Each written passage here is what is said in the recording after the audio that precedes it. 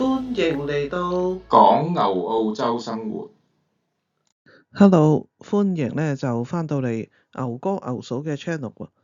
呢一期咧就想同大家講下我哋對呢一個美國政府公布嘅新嘅食物金字塔嘅一啲睇法。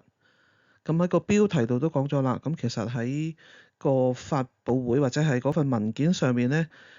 呢個係特朗普政府咧就話呢一個新嘅食物嘅指引咧，其實即係或者叫營養指引啦，就係咧用嚟醫治已經病咗好耐嘅美國嘅社會。咁啊，自從呢個小羅拔金乃迪咧就係做咗呢個美國嘅衛生與公眾服務部嘅部長啦。咁我對於佢嘅疫苗嘅政策咧就不敢苟同嘅，不過對於佢呢次新嘅呢個營養指引咧就都幾同意喎。咁呢個食物金字塔咧，我記得喺我學生時代咧已經有咁樣嘅講法㗎啦。咁基本上都面世咗幾十年。嗰陣時咧就主要話我哋嘅飲食咧應該以呢個澱粉質或者叫碳水化合物啦為主，就係金字塔嘅最底層。跟住咧就係蔬菜啦、水果啦，跟住就係呢個蛋白質，即係肉類啊、奶類啊嗰啲。咁但係依家咧佢哋嘅主張咧就係基本上叫完全相反啦，將呢一個澱粉質咧澱粉類碳水化合物咧就擺喺呢個金字塔嘅最底層。咁要比較詳細咁去認識下呢一個新嘅食物金字塔咧，就一定要睇翻佢哋官方嘅網頁啦。咁佢一開始咧就係已經講有好多嘅美國人咧係而家係有呢個長期嘅病患啦，呢個肥胖嘅問題啦。咁所以呢一個食物嘅營養嘅新嘅指引咧，其實最主要咧就係為咗針對呢一啲問題嘅。咁如果有興趣嘅觀眾咧，我都強烈咧建議你哋可以去佢哋嘅官方網站嗰度睇一睇，其實佢哋呢一個指南嘅一個用意啦，同埋係應該點樣去運用啦。咁如果對覺得英文有困難嘅咧，其實可以用一啲有可以自動翻譯嘅功能嘅瀏覽器啦，譬如好似我呢度咁樣示範咗，就係可以將佢成個網頁咧就變咗做中文，咁就方便呢個閱讀啦。咁我選取咗一啲比較重點嘅嚟喺度同大家分享下啦。咁佢呢一個指引咧就強調咧需要攝取優質嘅蛋白質。咁喺每一餐膳食咧，即係每一餐就預備自己諗住食乜嘢、計劃食乜嘢嘅時候咧，就優先咧就要諗應該咧係點樣去攝取一啲高品質、營養豐富嘅蛋白質食物。咁佢嘅指引咧就寫咗包括咧可以係動物性嘅蛋白質來源啦，例如係雞蛋、家禽即係雞鴨鵝啦、海鮮啦或者紅肉啊、豬牛羊啊呢啲肉，同埋咧呢個植物性嘅蛋白質食物就係一大堆嘅豆類啦、種子啦同埋大豆製品。咁第二點咧就係我尤其覺得咧係十分之覺得重要嘅，就係建議咧避免食用高度加工嘅包裝食品、預製食品、即食食品或者其他鹹味或者甜味食品，同埋咧盡量避免飲用呢個含糖飲料，例如汽水、果汁啊或者各種嘅能量飲料啊呢啲。咁其實呢個我係相當同意啦，我都覺得咧任何加工嘅食品咧越高嘅加工度咧就係其實對身體咧就越唔好嘅。咁而且呢個加咗額外添加咗糖嘅飲品咧，亦都即係除咗味道咧，講真對身體一啲好處都冇，只有壞處嘅啫。另外一個都幾有趣嘅重點咧，佢就係話係結束對健康脂肪嘅戰爭。咁因為之前咧其實都有好多嘅爭拗咧，話究竟乜嘢油咧先至係健康嘅油？跟住以前曾經有一段時間認為呢個全脂或者係動物性嘅油脂咧係對身體唔好啊嘛。咁於是咧將牛油咧就變成咗呢個人造牛油啊，咁就以為咁樣係一個對健康好有益嘅選擇啦。結果咧最後即係之後出嚟嘅一啲即係 scientific evidence 啦，就係發現咧呢啲人造牛油咧其實比天然嘅牛油咧個健康情況更差。咁佢呢一個指引咧就建議咧就用全食物，即係以前我講嘅原型食物啦，就係嗰個本身嘅食物裏邊嘅油脂啊，譬如係肉類裏邊嘅油脂啦、家禽雞蛋啊，或者係海鮮啊、堅果啊、種子啊，或者係奶類製品啦、橄欖同埋酪梨，即係呢一個牛油果啊。咁然之後咧，佢建議如果需要食用碳水化合物咧，咁都要嘅。你見個金字塔底層咧都有嘅，就唔只係話唔係以前所想咧就應該食最多，反而咧應該就係嗰個喺我哋食物嘅比例上面咧係應該係佔嘅比重係比較少，但係咧都係需要食嘅。但係食嘅澱粉最好就係呢個全穀物，避免咧食用呢個精製嘅碳水化合物。咁精製碳水化合物即係話呢個白麵包啦、即食或者包裝早餐食品啦、呢個麵粉玉米餅咧，其實即係講緊啲 cornflakes 嗰啲咁嘅嘢，同埋咧餅乾類嘅嘢啦。咁另外咧，我比較欣賞佢哋今次嘅做法咧，就係佢哋個網站啊，呢個解釋新嘅食物金字塔呢個網站咧，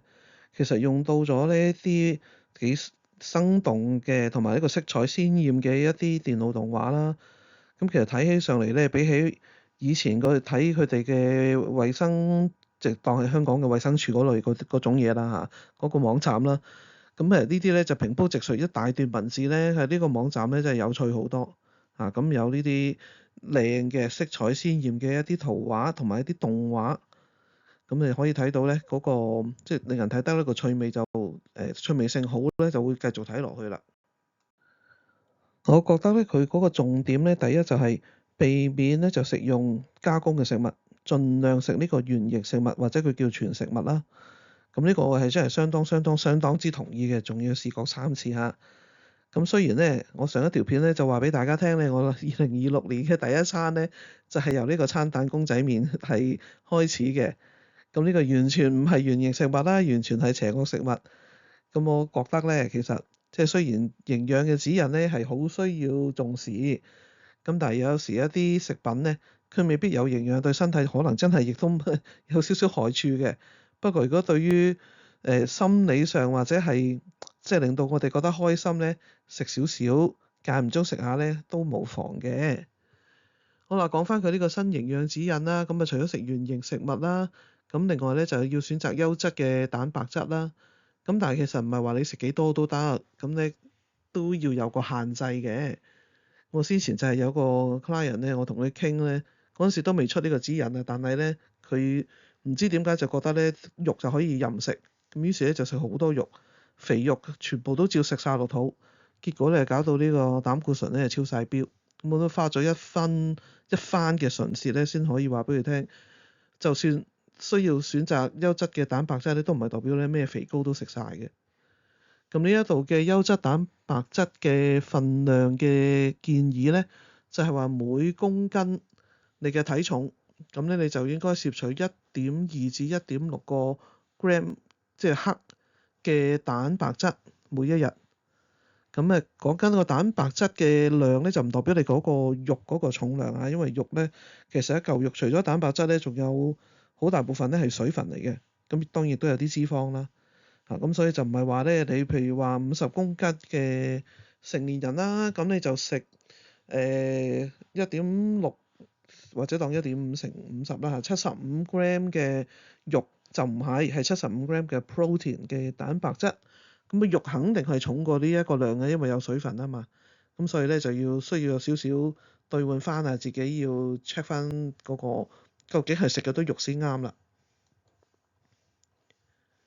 咁另外咧，亦都建議咧就要飲奶啦嚇，就係呢個奶類製品啦。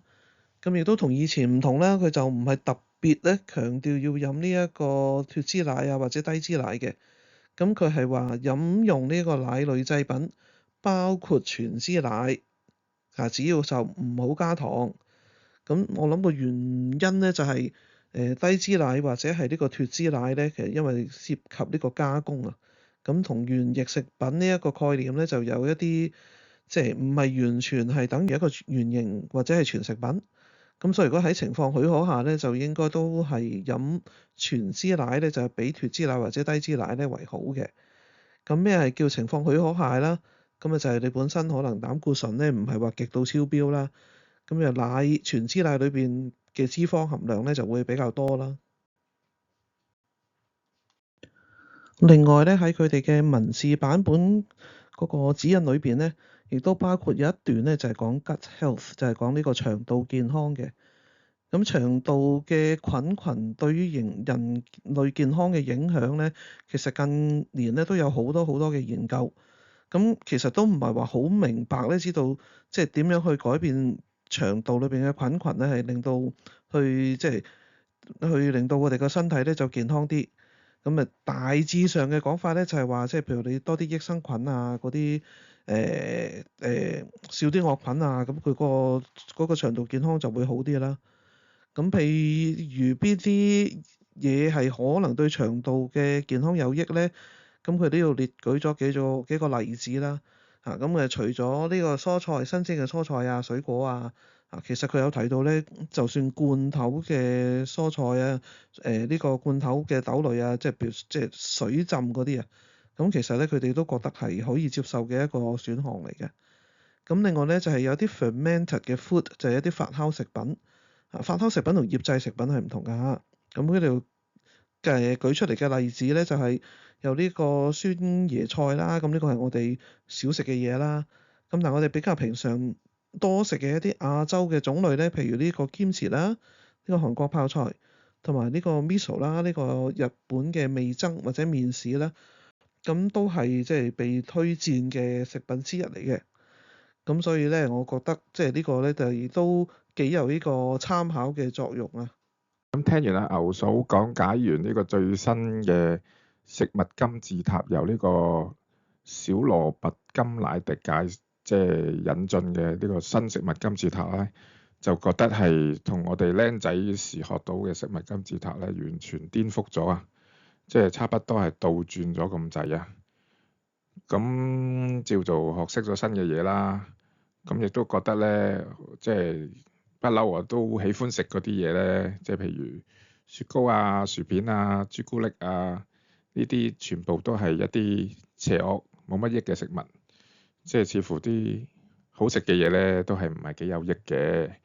咁但係為咗健康着想啦，因為年紀大啦嘛，日積月累嘅話咧，咁你老咗嘅時候咧，就會身體就比較容易出問題啦。咁亦都由呢個新嘅食物金字塔咧，就即係了解到食一啲原形嘅食物啦，一啲即係冇乜加工嘅食物咧，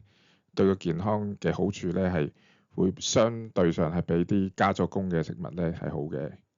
咁但係始終城市人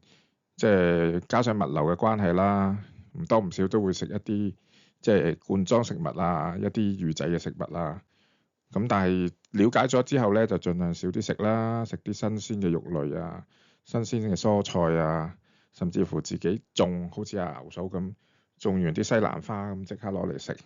種完啲蘿蔔，種完啲藍莓都可以即刻攞嚟食。咁自己種自己食又可以健康啲，咁我覺得咧都係非常之好嘅。多啲耕作，即係如果有呢個咁嘅環境可以做到呢樣嘢，咁亦都希望大家了解咗之後咧，可以對自己嘅身體負責啦。希望大家都身體健康啦。今日嘅分享就到呢度啦，咁多謝大家嘅收看。如果你都鍾意呢條片或者覺得有幫助嘅，咁可以 like、share 同 subscribe 我哋嘅 channel 啦，仲要多啲留言啊！拜拜。